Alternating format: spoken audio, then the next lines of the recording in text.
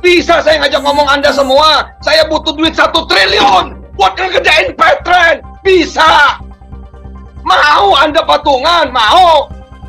Kalaupun mau dan saya terima duit Anda, maka saya akan makin bermasalah hari ini. Maka itulah saya ngamen, saya ngasong. Demi siapa? Demi Anda semua. Demi satu nama, Petren. Ini saya secara pribadi ingin menyampaikan kepada Ustadz Yusuf Mansur agar bersedialah gentle begitu untuk menyampaikan kepada kami selaku umat yang di awal itu memiliki niatan yang baik, yang tulus atas ide-ide dari Pak Yusuf Mansur. Hendaklah mempertanggungjawabkan apa yang telah Ustadz Yusuf Mansur lakukan begitu.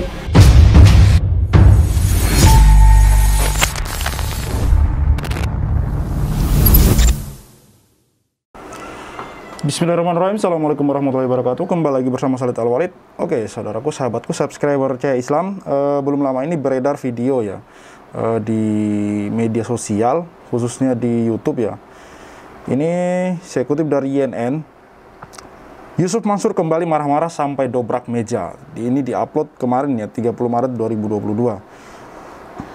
Hari ini tanggal 1 April 2022, tepatnya hari Jumat. Oke teman-teman, tanpa untuk mempersingkat waktu, kita langsung saja menuju ke videonya. Dalam video ini nampak nada bicara dari si Yusuf Mansur ini tinggi ya, kalau menurut saya agak tinggi, agak kenceng suaranya. Entah apa maksudnya, nanti kita simak bersama-sama teman-teman. Silahkan berpendapat, silahkan mengambil kesimpulan di kolom komentar gitu. Oke teman-teman. Ya, Nabi Musa berdiri tuh bos. Teman-teman semua berdiri dia. Hah? Konon kabarnya 400.000 tuh saat itu Bani Israel yang ikut bersama dia. 400.000. Enggak loh, yang dia lihat bukan ocehan semuanya. Yang dia lihat bukan kemudian gerutuan, gerundelan. Yang dia lihat enggak, yang dia lihat future. Congkak. Gitu aja udah. Yang dia lihat masa depan, babrak. Udah gitu aja. Apa kalimat Nabi Musa? Allah. Gitu. Enggak bakalan kita ketangkap. Kalah. Enggak bakalan kita kemudian kebunuh. Kalah. Enggak bakalannya kita mati. Kalah. Enggak bakalannya kita kemudian tenggelam. Kalah. Enggak bakalannya kita hancur. Enggak bakalan, kata Nabi Musa. Yang selalu dibawa Jam'an sebagai narasi itu adalah begini. Ini yang saya agak kemudian dek gitu. Kalau orang Purworejo bilang itu dek, ya. Hati saya dek gitu. Ya. Dia begini nih. Kalau bukan kita nih, Pak Iqbal, ya Jody, di situ ada Jody juga gitu loh, ya. Kalau bukan kita nih, Bal, Jod gitu kan. Kira-kira gitu lah bahasanya lah ya. Ini ceruk pasar ini nanti yang akan ngambil ini nanti tuh Tionghoa. Selalu begitu dia narasinya. Kalau bukan kita nanti ini yang akan ngambil Tionghoa. Ya. Makanya harus kita. Nah disitulah terkena sihirnya dia itu.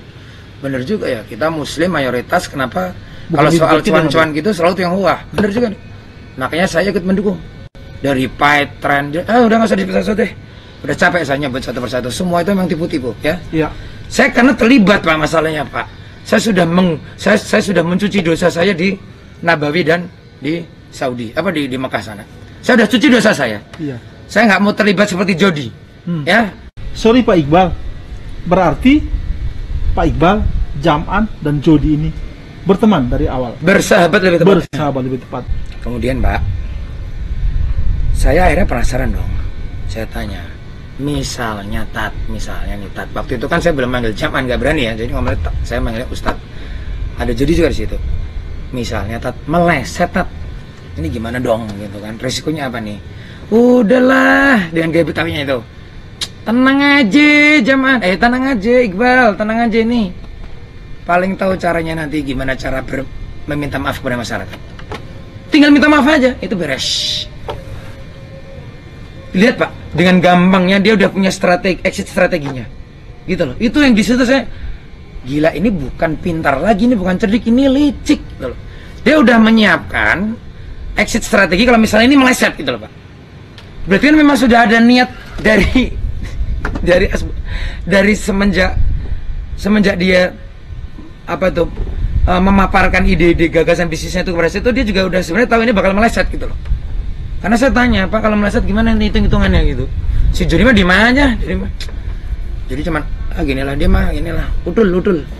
Dia itik lah, dia pokoknya itik yang selalu mengikuti induknya. Induknya itu Yusuf Mansur ini. Kalau saya tuh masih ada vokalnya gitu loh Pak. Saya kalau memang itu sekiranya memang nggak bener ya saya bilang sebentar Tat, gitu loh. Saya berani untuk menyela Ustadz Yusuf Mansur ini, si AKA zaman tadi. Nah saya bilang, kalau maksud gimana? Udahlah, tenang. Aku punya ilmu. Tinggal minta maaf aja, beres. Minta maaf, beres. Yusuf Mansur, gitu lah. Gaya gimana lah ya? Saya agak lupa karena itu kan saya dosa kan nanti kalau bikin-bikin. Tapi begitulah waktu itu. Ingat banget saya, gayanya tuh Yusuf Mansur. Tinggal minta maaf, beres bos. Kira-kira gitulah. Semua bilang gak bakalan gimana. Kan ngomongnya begitu tuh. Transaksi kagak bisa. TUT kagak cari cair. Duit gue hilang. Ayo semuanya ngomongin. Tapi Nabi Musa seperti itu yang saya tiru. Seperti itu yang kemudian saya contoh. Menyamakan dengan Nabi Musa. Nabi Musa memperjuangkan akidah, memperjuangkan tauhid di sini. Sementara kasus Yusuf Mansur masalah hak orang gitu, masalah hak umat. Tidak apple to apple, Pak. Bapak Yusuf Mansur ini perbandingan Bapak. Kalau Bapak mencontoh Nabi Musa alaihissalam, yang Bapak maksud itu yang mananya yang sama dengan Bapak gitu. Yang Bapak maksud yang mana gitu. Jangan Anda selalu masalah Anda selalu Anda bandingkan dengan kisah Nabi Musa lah, Nabi Yusuf lah, segala macam gitu. Konteksnya apa Nabi Musa berkata kita tidak akan tertangkap, kita tidak akan terbunuh, kita tidak akan bla bla bla, kita akan menang. Konteksnya apa? Nabi Musa memandang ke depan, future. Konteksnya apa? Nabi Musa memperjuangkan tauhid, memperjuangkan akidah, melawan tirani pada saat itu, melawan kekuasaan Firaun pada saat itu. Nah, Anda berjuang melawan siapa? Di sini. Selama ini kita tidak pernah berusaha untuk melawan Anda. Kita hanya meminta hati nurani Anda dibuka untuk mengembalikan hak-hak orang ini. Masa nggak paham juga atau sengaja ingin mengalihkan masalah ini gitu loh. Oke ya. Kita lanjut sebentar. Olah kalla, nggak bakalan udah. Kamu bilang kita bakal ketangkap sama Firaun, kalah. Kamu bilang kita bakalan mentok, nggak ada jalan, kalah. Kamu bilang kita bakalan binasa, kalah. Kamu bilang kita bakalan tenggelam, karena satu-satunya jalan kalau mau maju adalah berenang. Nabi Musa bilang, kalah. Itu ada di dalam surah Asy-Syu'ara. Semua jamaahnya, semua umatnya Bani Israel, umatnya Nabi Musa dan Nabi Harun ngomong, Nabi ngomong kalah aja loh. Itu kan sama nih kayak sekarang saya. Mansur ngomong saham, jangan saham, Petren lurusin. Emang kita lagi ngurusin apa? Emang kita ngurusin saham itu, emang ngurusin apa? Emang kita ngurusin kemudian masuk perusahaan sana, perusahaan ini, menyebut itu. Emang buat siapa? Buat siapa? Buat siapa emang? Buat siapa? Buat siapa? Kalau memang itu buat umat, kenapa masih banyak orang-orang yang saya wawancarai itu merupakan korban dari Paitren? Mereka merasa dirugikan di situ.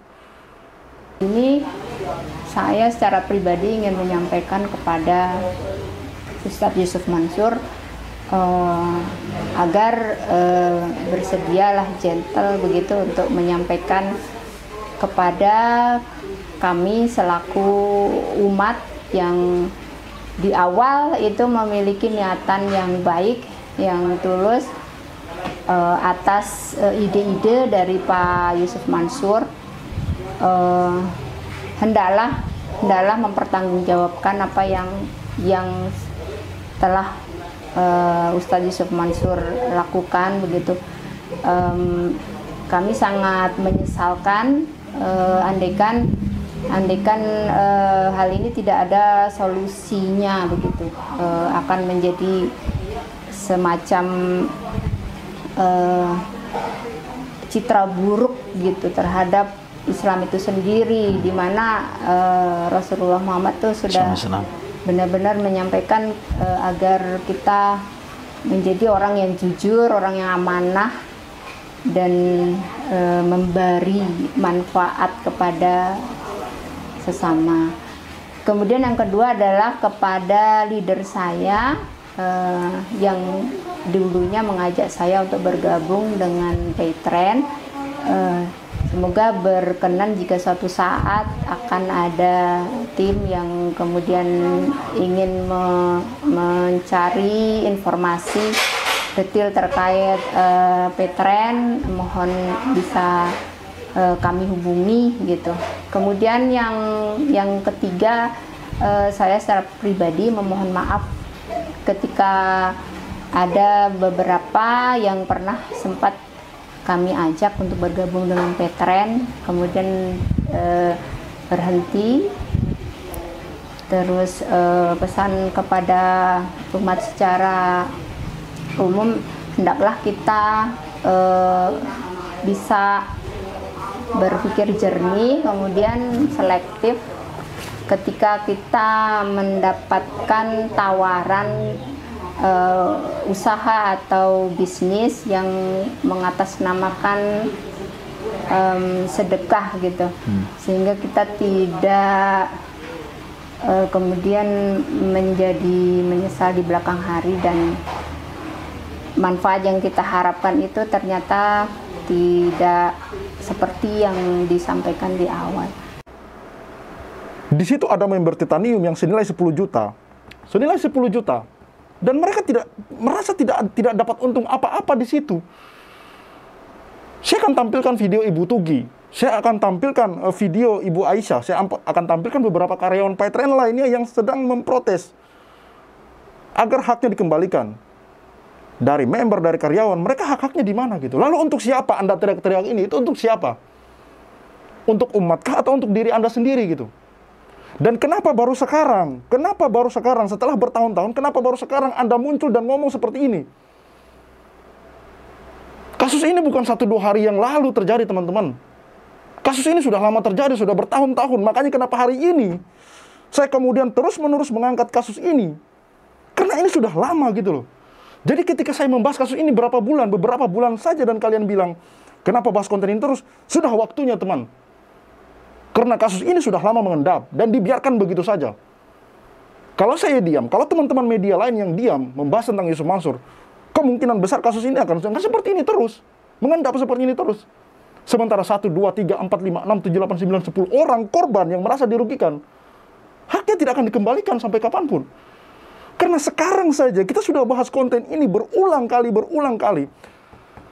sambil menunggu itikat baik dari Yusuf Mansur ini untuk mengembalikan hak-hak orang tersebut. Tidak ada niat kami untuk memenjarakan beliau. Dan saya masih menghormati Yusuf Mansur. Di mana ada konten saya yang menghina dia? Tidak ada. Selain meminta agar hak dari korban ini dikembalikan. Selesai. Bapak Puspawardoyo pun dalam wawancara Pak Darso dengan Bapak Puspawardoyo mengatakan, kalau misalkan Yusuf Mansur mau mengembalikan hak-hak orang ini, selesai. Bapak Puspawardoyo mengatakan, kita sesama muslim saling memaafkan, selesai kok. Yang selama ini kita perjuangkan bagaimana kemudian hak-hak korban ini dikembalikan. Yusuf Mansur dalam beberapa ceramahnya mengatakan bahwa kita bersedekah harus tulus ikhlas. Kita bersedekah semua harta kita insya Allah akan kembali 10%. 10 kali lipat. Apa susahnya mengembalikan orang-orang yang memperjuangkan haknya gitu? Apa susahnya? Toh sedekah saja dia bisa. Dia ceramah sedekah saja begitu hebohnya. Begitu semangatnya, begitu sangat ini sekali. Tapi kenapa mengembalikan uang orang-orang ini sangat sulit sekali gitu? Apakah tidak sesuai apa yang dia ceramahkan dengan apa yang dia lakukan gitu? Sampai membuat video seperti ini. Diundang mubahala tidak datang.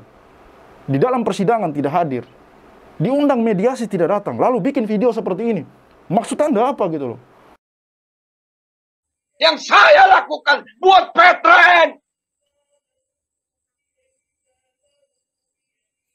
Bisa saya ngajak ngomong Anda semua. Saya butuh duit 1 triliun buat ngerjain Petren. Bisa. Mau Anda patungan? Mau. Kalaupun mau dan saya terima duit Anda, maka saya akan makin bermasalah hari ini. Maka itulah saya ngamen, saya ngasong. Demi siapa? Demi Anda semua. Demi satu nama, Petren. Mereka adalah mantan karyawan Petren yang di PHK. Oh, yang di PHK. Ya, yang sampai dengan saat ini hak-haknya tidak dipenuhi. Hak apa tuh, Pak? Hak-hak termasuk gajinya kurang, kemudian pesangon tidak dipenuhi. Kemudian THR juga tidak dipenuhi. Ya. Jadi masalah-masalah hak-haknya ini yang teman-teman ini minta diperjuangkan.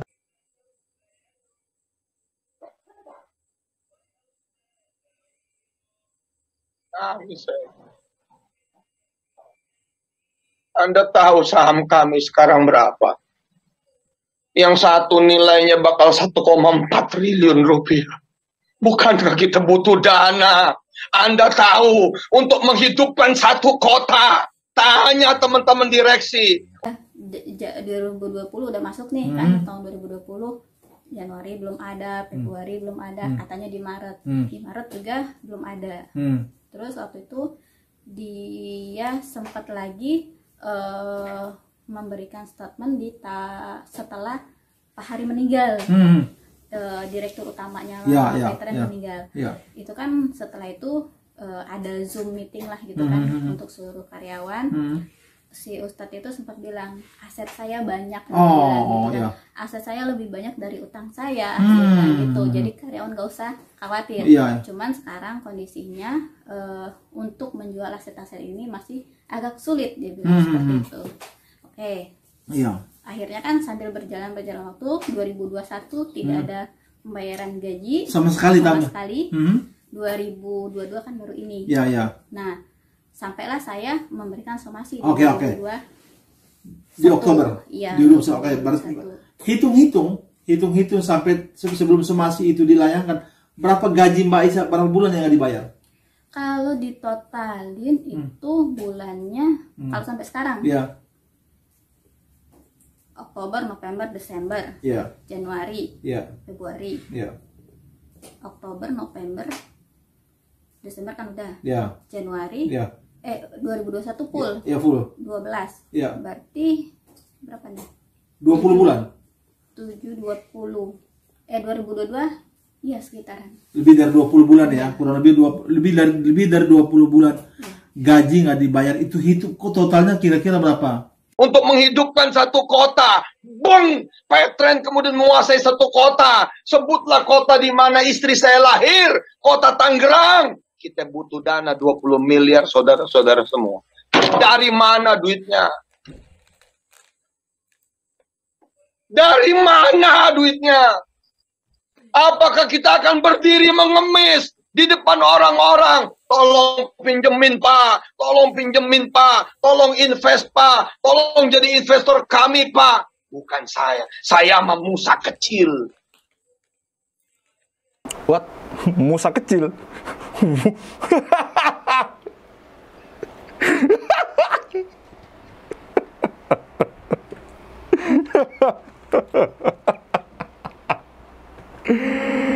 Astagfirullahaladzim. Sebenarnya masalah ini simpel saja. Kalau orang niatnya pengen baik ya, kalau orangnya niatnya pengen baik, dari selama ini yang saya wawancara para korban itu masih menghormati Yusuf Mansur. Mereka masih memanggil Ustadz kok. Dan mereka cuma meminta haknya dikembalikan. Sesimpel itu kok. Sesimpel itu. Seandainya dari awal pihak Yusuf Mansur ini mau mengembalikan hak-hak dari para korban ini, masalahnya tidak akan mencuat sampai sekarang ini, sampai seperti ini. Dan kita pun yang mana yang kita mau angkat ketika hak-hak korban itu sudah dikembalikan gitu. Dan kalau Yusuf Mansur membuka posko seperti apa yang disarankan oleh beberapa tokoh ya, membuka posko untuk mengembalikan hak dari korban ini, ya selesai masalahnya. Dan kita akan buat konten itu. Dan saya berjanji kalau misalkan Yusuf Mansur memang tulus benar-benar serius ingin mengembalikan hak dari para korban ini, tidak lagi ada sesuatu hal di belakangnya, saya akan ikut membuat konten itu gitu. Konten bahwa Yusuf Mansur sudah mengembalikan hak-hak dari para umat ini gitu. Jangan dia ada masalah seperti ini lalu kemudian membawa kisah-kisah Nabi, kisah-kisah Nabi Musa lah, apalah. Mau pembenaran diri apa bagaimana gitu loh. Tidak sama. Para nabi memperjuangkan tauhid, memperjuangkan akidah. Tidak ada hubungannya dengan masalah duit, investasi segala macam. Jadi tolong diralat, jangan disamakan. Tidak apple to apple, sangat berbanding terbalik sekali. Jangan teman-teman mau terjebak lagi dengan kata-kata yang seperti ini, membandingkan kisah-kisah dengan hari-hari ini dengan kisah-kisah zaman dulu, kisah-kisah mulia dari para nabi. Daripada Rasulullah, Nabi Musa alaihissalam, manusia mulia. Yang dia perjuangkan sepanjang hidupnya adalah akidah. Yang dia perjuangkan sepanjang hidupnya adalah tauhid. Jadi menyamakan kisah dengan Nabi Musa, menyatakan diri Musa kecil, lelucon buat saya. Saya umatnya Muhammad. Allahumma sholli wa sallim wa barik alaihi wa ala alihi. Ojo ngaco omongan itu. Hari ini saya masih berhadapan dengan hukum ini, hukum itu. Apa saya ngadu sama Anda semua? Dan apa Anda membela saya semua? Anda bersuara kemana-mana. Nggak saya dengar juga tuh. Namun hari ini tergugat 1, tergugat 2, tergugat 3, dan tergugat 4 dan turut tergugat itu tidak hadir. Saya ulangi lagi, tergugat 1-nya PT Adi Partner Perkasa. Tergugat 2 Adiansah, Direktur Utama PT Adi Partner Perkasa. Tergugat 3 yaitu Ustadz Yusuf Mansur. Tergugat 4 adalah BMT Darussalam Madani. Turut tergugat adalah Pondok Pesantren Dagu milik Ustadz Yusuf Mansur. Hari ini 4 tergugat tidak datang, turut tergugatnya juga tidak datang, hanya kami yang datang. Majelis Hakim tetap melanjutkan sidang hari ini.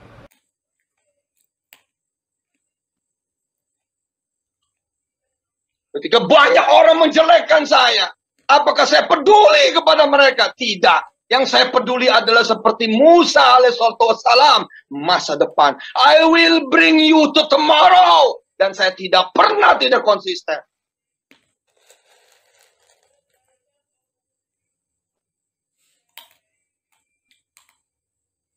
Karena Petren itu bukan sebuah nama biasa.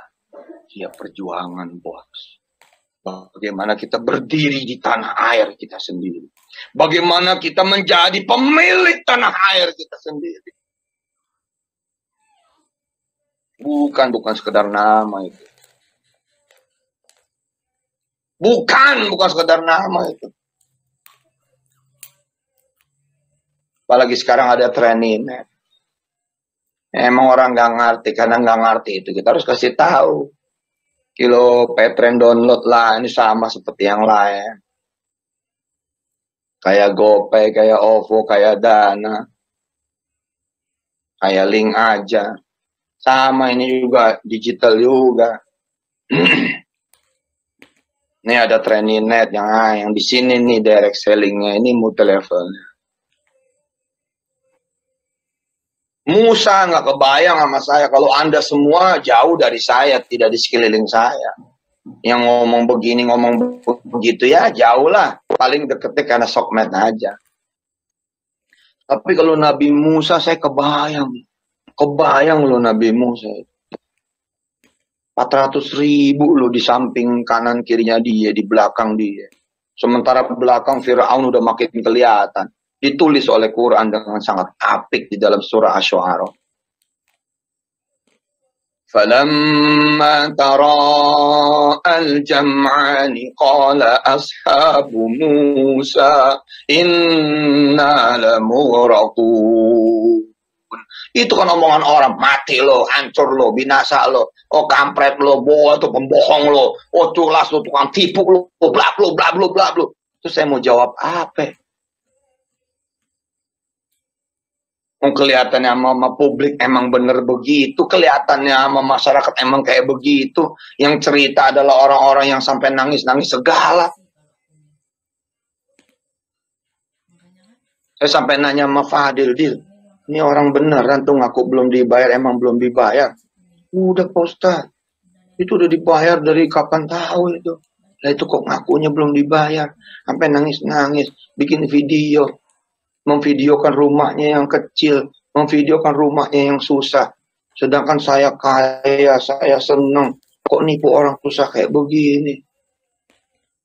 Narasi apa yang dibangun? Sehingga orang-orang bilang, ulama besar nipu, ulama besar bohong, ulama besar orang penyakitin orang, ulama besar nyakitin perempuan, bla bla bla. Narasi apa yang dibangun? Saya merasa selama ini tidak pernah membangun satu narasi apapun selain menampilkan video-video dari korban-korban yang kita wawancarai gitu. Dan mereka ini jangankan mau bohong, duitnya sudah dikembalikan, terus mereka berbohong bahwa haknya belum dikembalikan gitu. Di kolom komentar YouTube saja masih ada yang komen gitu. Masih ada yang komentar yang merasa sebagai korban namun tidak mau diwawancarai, mereka tidak berani. Mereka seperti Ibu Surati, mereka benar-benar menunjukkan WA-nya kepada saya di WA setelah wawancara dia ya, setelah wawancara terhadap Ibu Surati saya tampilkan di YouTube. Ibu Surati ditampilkan ini saya di WA orang yang tidak dikenal seperti ini. Seperti pesan mengintimidasi gitu. Saya bilang, Bu, nggak usah dibalas, dihapus saja. Tertekan mereka. Maksudnya saya tidak sampai, kita tidak bisa memastikan ya, tapi dari nalar saya tidak akan sampai bisa menuduh ibu-ibu ini berbohong gitu. Karena jangankan bisa berbohong gitu, mereka menceritakan apa adanya saja, mereka sudah takut, mereka tidak berani. Anda tahu sendiri lah, siapa yang orang kecil, siapa yang tokoh besar. Ah iya, gue bilang, seriusan nih saya nipu. Teman-teman jalan aja ke pesantren Darul Quran. Pesantren Darul Quran tuh sekarang mungkin 50 mah ada kan. Apa saya titip nasi bungkus 1 biji gitu? Saya titip nasi bungkus 1 biji aja gitu. Jamil, iya Pak Ustadz. Kalau pagi makan nasi bungkus bikinan istri lah. Kan lumayan 3.000 orang tuh kumpul di Darul Quran Pusat Tangerang. Nah kalau gua untung cepet-cepet aja, kan 300.000. Masa bikin nasi bungkus untungnya cepet? Enggak lah, kan bisa 1.000 untung. Jadi kalau 3.000, 3 juta. Lah sebulan bisa cepet. Ada saya nitip Mama Jamil? Nggak ada. Kebutuhan makan di pesantren Darul Quran kurang lebih 5-10 miliar rupiah 1 tahun. Ada saya nitip jual beli beras di situ. Jangan sekarung, 1 butir biji beras haram saya nitip. Lalu tiba-tiba narasi dibangun. Nipulah, beginilah, begitulah, 12 juta, 10 juta, 5 juta, 36 juta, 100 juta. Yang benar lah. Itu baru 1 pesantren. Dan itu baru 1 item yang namanya makan. Belum seragam, belum barang cetakan, belum ini, belum itu. Yang paling gede mah tanah tuh, Mbak Dwi. Tanah yang paling gede Mbak Dwi. Ya kalau saya mau nitip gitu, Gopur, kita mau bebasin tanah nih, 10 hektar. Berasa tuh. Kalau saya bilang, titip ya, buat keluarga gua cepet per tanah, 10 hektar. Mas Iqbal, artinya Mas Iqbal mau bilang bahwa warung stik di mana-mana itu dibikin dan dibiayai oleh uang sedekah. Saya ralat. Bukan warung stik di mana-mana. Ya. Itu namanya sama fitnah jodi. Ya saya tetap hormat sama jodi. Sebagian dari warung stik itu jelas modalnya dari duit-duit itu. Gila loh Pak. Katanya memang, bukan katanya. Konon kabarnya deh, biar seolah-olah saya kan nggak kenal gitu ya. Konon kabarnya itu bukan ngontrak lagi loh. Beli cash. Ya tahu. Beli cash loh. Kadang-kadang itu di jalan protokol loh Pak. Iya. Di jalan protokol itu warungnya itu. Kayak misalnya di Bandung itu di Dago gitu. Kalau di Jogja di Urip Sumoharjo gitu. Kalau di Jakarta ya di Tamrin misalnya aja, di Tamrin gitu. Itu menutup nggak kalau kira-kira ente jualan daging cuman daging stikan ya, stikan dengan harga yang sangat murah, tapi ente ngontrak. Nutup nggak? Nggak nutup, itu memang dia beli. Dan ini satu ilmu dari saya, Iqbal, yang lebih kaya dari judi. Karena ilmu dari saya. Yang akan saya beberkan juga. Anda salah kalau melihat kekayaan ini jodi atau si Jaman ini dari food and beverages itu dari jualan makanannya. No. Tapi? No. Apa coba? Tebak dulu. Bukan dari gini, bisnis food and beverages iya. Ya. Memang lo pikir dia kaya dari itu? Enggak, Bos. Dari mana? Dari mana coba? Dari mana? Ya, saya mau tanya ke Mas Iqbal. Ya itu bikin itu iya lah, jual minuman kayak gini memang bikin untung juga kan. Ini kan es teh ini kan modalnya paling cuma 1.000, Ya. dijual ini kan 6.000, untung 5.000. Tapi nggak akan jadi miliarder juga ente dengan jualan es teh gitu loh. Dari mana? Dari nilai aset tanah yang dibeli itu. Jadi bisnisnya jodi itu dari saya ilmunya itu. Menguasai properti. Nggak ketebak kan? Ya. Nggak kepikiran kan? Propertinya itu yang dahsyat, itu cerdas. Siapa gurunya? Saya gurunya. Dan sekarang kita punya tanah berpuluh-puluh hektar, beratus-ratus hektar. Ada nitip gitu 1.000-2.000, kagak, Bos. Kembali ini urat nih, urat. Kita wangi, ntar bau. Kita naik, ntar turun. Kita sukses, ntar gagal. Kita maju, ntar mundur. Udah, ini masih siklus. Yang diperlukan kita strong. Bukan lu strong, umat juga kudu strong. Gimana caranya? Lu strong iya. Tapi kan hak orang itu dikembalikan saja, selesai kok. Nggak perlu lu ngomong lu strong gitu. Hak orang lu kembalikan, selesai kok masalah. Dan sebenarnya tanpa perlu melalui persidangan yang seruat itu, di mana akhirnya korban-korban ini kemudian keluar juga duitnya untuk menuntut uang yang tidak seberapa. 12 juta ketika mereka bolak-balik ada yang dari Jawa Tengah, kemudian ke persidangan segala macam, ada yang dari luar kota. Habis berapa dananya? Sementara ini dikembalikan tidak seberapa. Di sini lu keluar segala macam, cerita segala macam, tapi di persidangan kau mau kembalikan dana umat pun hanya pokoknya saja. Orang investasikan duitnya 10 juta, 12 juta di 10 tahun yang lalu, sekarang kamu kembalikan 10 juta. Di mana akalnya, di mana? Sudah dibilangin bahwa duit 10 juta 10 tahun yang lalu sama sekarang itu beda. Anda nggak mampu bertahan di Petren, nggak apa-apa. Tapi keluarlah baik-baik. Kenapa? Jaga-jaga, saya jadi presiden 2024. Masa lu musuhin gua?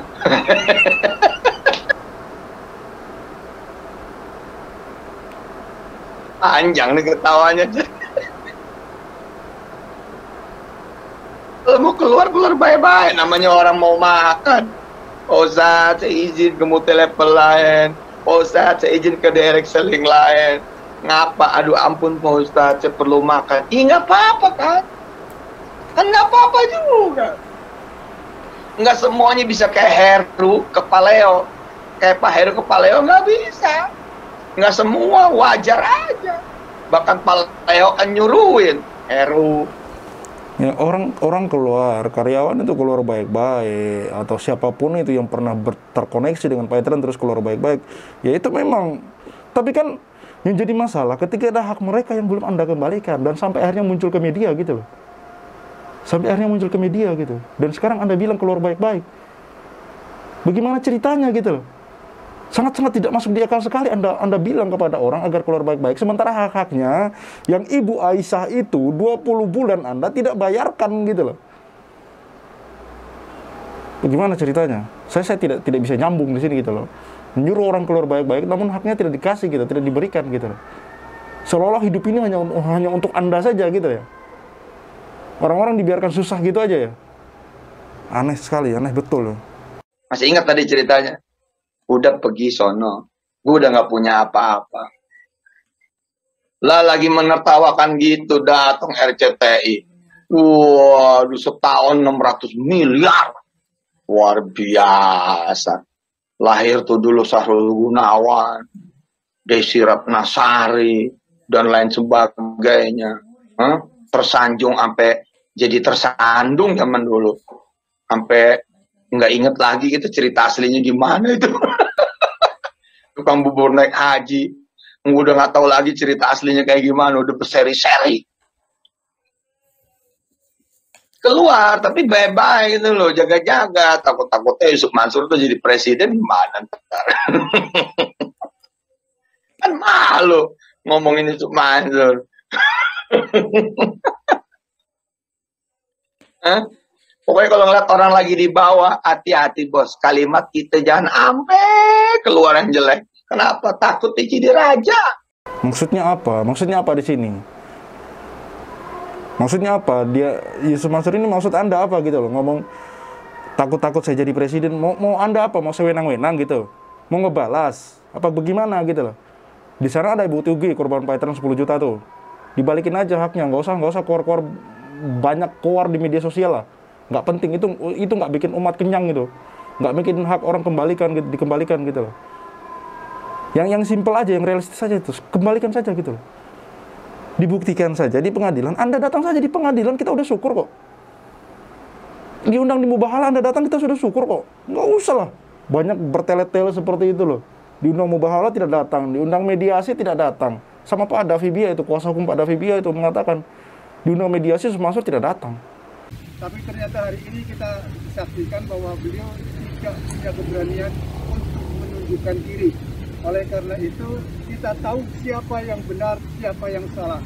Dalam hal ini kebenaran telah terkuak dengan ketidakhadirannya Yusuf Mansur di Masjid Darussalam yang kami sudah undang secara nasional melalui mass media, melalui media sosial, dan seluruh jajaran tim task force BBN menunggu-nunggu untuk kedatangan beliau.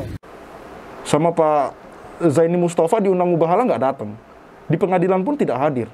Lalu apa yang kita bisa harapkan dari Anda ini selain core Anda yang terkesan tidak jelas gitu loh. Tidak jelas, tidak nyambung. Saya sudah tampilkan beberapa video inkonsistensi dari kata-kata Yusuf Mansur gitu loh.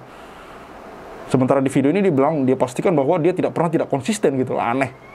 Di tahun 2005 dia bilang dia belum punya toilet saking miskinnya. Namun di tahun 2005 yang sama dia punya mobil 8 biji.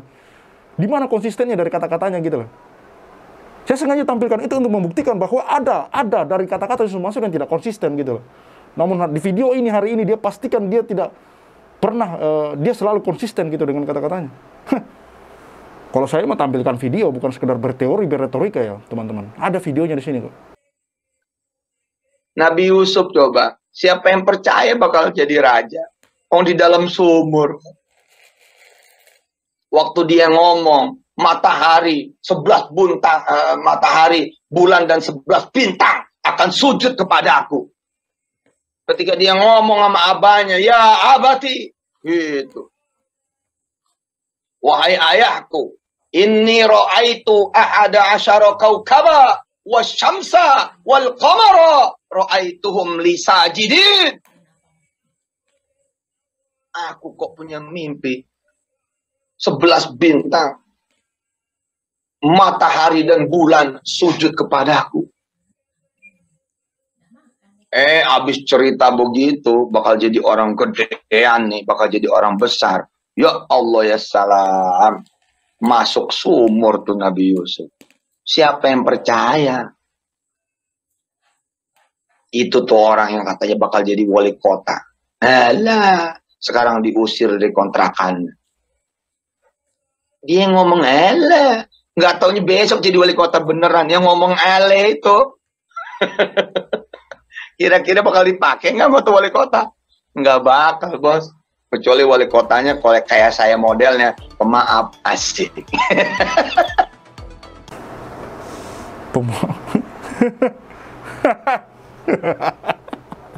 Menertawai diri sendiri itu asik ya.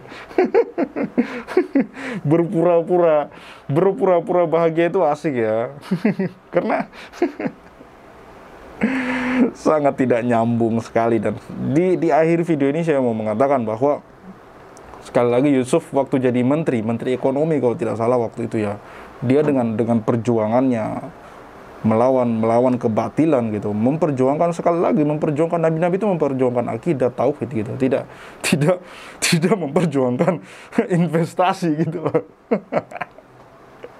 Dan di sini korban-korban yang kita wawancarai, hak-haknya semua belum dikembalikan. Ada Ibu Tugi di sana yang kita wawancarai gitu loh. Belum lagi di bawah-bawah Ibu Tugi yang dia bawahi gitu loh, yang diajak sama Ibu Tugi untuk ikutan di Pytrend gitu. Namun ngapain Yusuf Mansur bikin video seperti ini, buat apa gitu loh? Mau cari simpatik apa bagaimana gitu? Mau cari simpatik apa bagaimana? Yang kita butuhkan itu hak korban dikembalikan, selesai. Video saya berhenti buat kok. Saya berhenti buat video, ngapain? Hak orang sudah Anda kembalikan, saya masih buat video, ngapain? Berarti itu saya yang salah gitu loh. Bahkan saya akan membantu Anda untuk memulihkan nama Anda gitu loh. Tapi kalau Anda selalu seperti ini, ya mohon maaf. Kalau niat Anda agar kami berhenti membuat konten seperti ini, itu salah. Saya sudah bilang, bismillahirrahmanirrahim, saya bersama para korban, saya berdiri di pihak, di sebaris dengan korban, akan tetap membuat hal-hal seperti ini, akan membuat konten seperti ini. Kalaupun mungkin masalah ini tidak bisa selesai hari ini, tahun ini, bulan ini, minimal orang-orang tidak bertambah gitu. Minimal korban-korbannya tidak bertambah. Jadi sampai kapanpun, insya Allah, bismillah, saya akan tetap membuat konten-konten seperti ini. Jangan pernah Anda berharap saya akan berhenti. Jangan. No. Jangan. Saya akan terus mengkritisi apa-apa dari Anda yang perlu dikritisi. Demi kebaikan umat, demi kebaikan kita bersama. Karena saya Muslim. Anda Muslim, saya Muslim gitu. Anda membawa kisah Nabi Musa, saya pun tahu kisah Nabi Musa seperti apa. Anda membawa kisah Nabi Yusuf, saya pun tahu. Dan konteksnya seperti apa, saya paham. Saya paham. Dari Nabiullah, Nabi Adam alaihissalam sampai Nabi Muhammad SAW, masalah bisnis, masalah ekonomi, itu nomor 2. Setelah tauhid dan akidah. Intinya nomor sekian setelah tauhid dan akidah mereka perjuangkan gitu. Ekonomi itu untuk pendukung mereka berdakwah gitu. Bukan dakwah ini dijadikan pendukung untuk ekonomi gitu, tapi ekonomi dijadikan pendukung untuk mereka berdakwah gitu. Jadi sambil mereka berdakwah, sambil mereka berbisnis. Tidak ada ceritanya kemudian bisnis itu, investasi semua menjadi bahan pokok gitu. Dan terakhir kepada Yusuf Mansur, kalau memang Anda meyakini apa-apa yang Anda ceramahkan di masa lalu gitu, mengenai sedekah ekstrim atau sedekah menolkan rekening, ada di ceramah Anda kok menolkan rekening itu. Motor berapa dijual? 7 juta, kalau dikali 10, 70. La ilaha illallah Muhammadur Rasulullah. Nggak percaya, kafir. La ilaha illallah Muhammadur Rasulullah. Nggak percaya, kafir.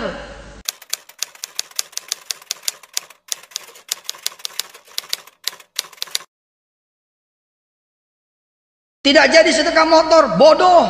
Tidak jadi sedekah motor, bodoh.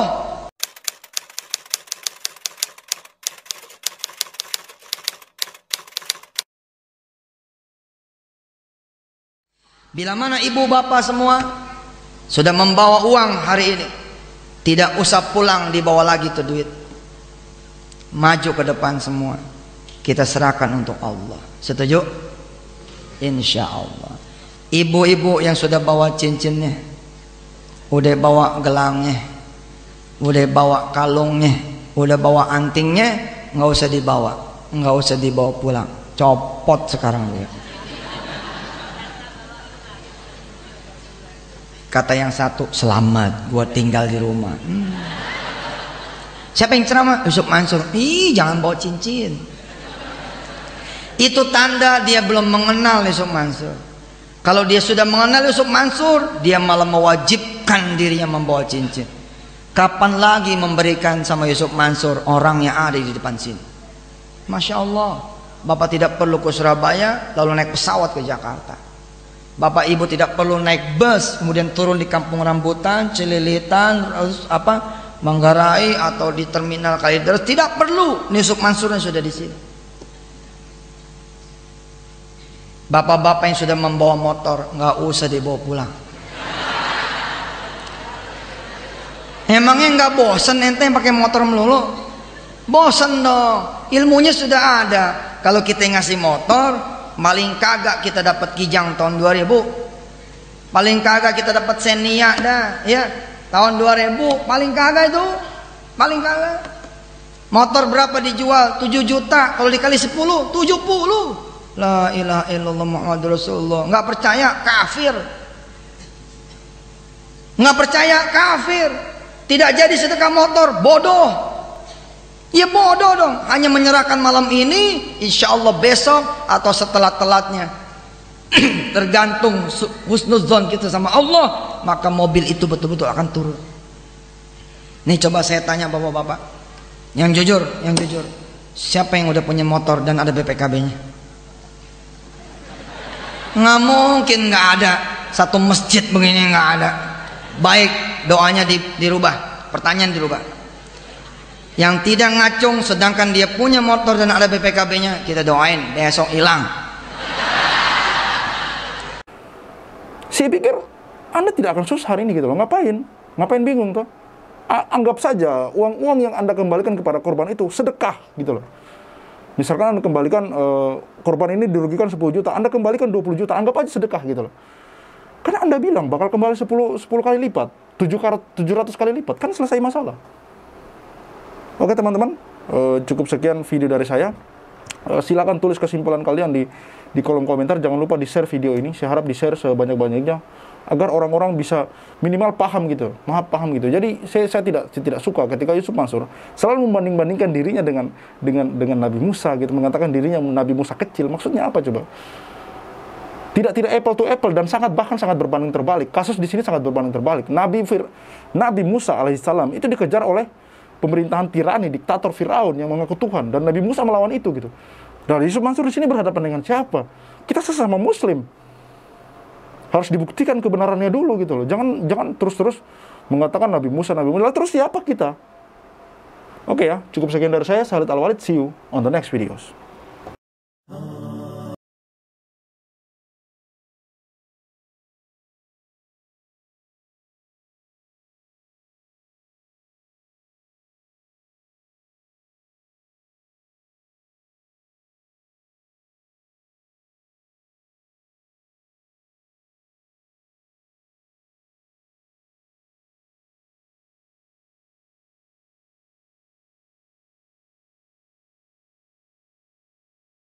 فأتاهم ردنا صعقت بل سحقت